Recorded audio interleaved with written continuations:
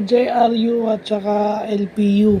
So, ito yung game na medyo maraming mintis, no? Nagkakatalo lang sa dulo. Maraming offensive rebounds. Maraming rebounds actually dahil maraming mintis. Even free throws nagmimintis. Pero ang kagandahan dito, meron kang inaasahan at yung mga hindi mo inaasahan. Okay?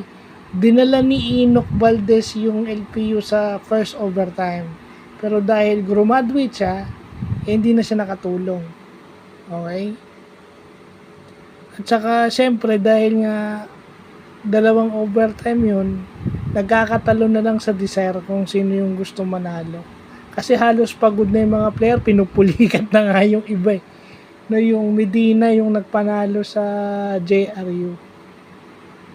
Saan ka nakakita si Marvin Dionisio, parang papiso-piso lang yung floater sa kanya, nabitawan pa dahil sa pressure. Ganun talaga yun. Pag ang pressure sa yung manalo, pumapasok ka sa sistema mo, nabibitawan mo talaga yung bola.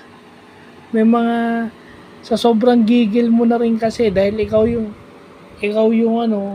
yung inaasahan, yung mga supporting cast ni Enoch Valdez, yun ang gaya nung isang player nila na dalawang beses na isang beses na agawan kaya nagkaroon ng second overtime.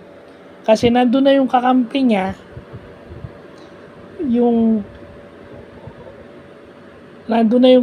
hinihingi niya, hindi niya binigay. So, yun yung mali. Pag may lumapit na kakampi mo, kasi hindi mo alam eh.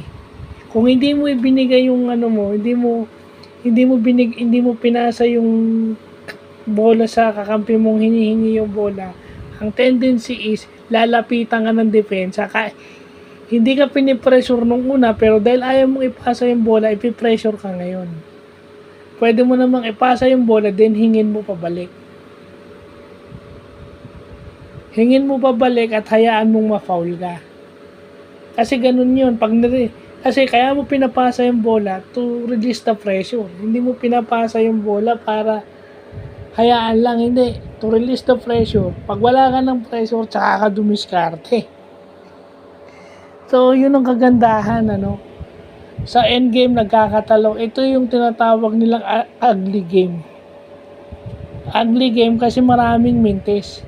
Sa dulo lang nagkakatalo talaga. So, hanggat may oras, ito dalawang overtime. So, hanggat may oras yung overtime na yun, 5 minutes, hindi ka dapat tumitigil sa paglalaro. At saka yun dapat malalim yung bench mo. Tingnan mo yung hugot ni Coach Louie Gonzalez. Bira lang niya gamitin, nagpanalo pa ng game. So, yun lang po.